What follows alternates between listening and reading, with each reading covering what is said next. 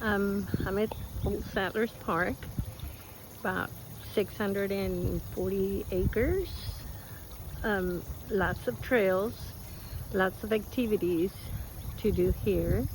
Um, Picnics, barbecues, uh, baseball. You can play baseball here. You can play soccer. So there's a lot of things to do at this park. And right now, I believe they opened at 6 o'clock in the morning. So it's a wonderful, wonderful time to start, your walk, or just basically, just kind of for relaxing.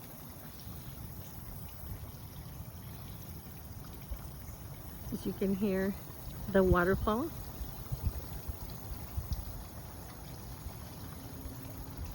The sounds of nature.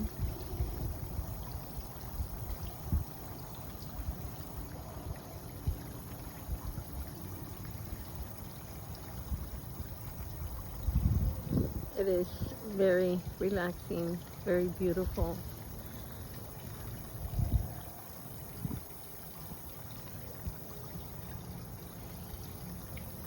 I hope you get to enjoy this video as much as I enjoy bringing them to y'all.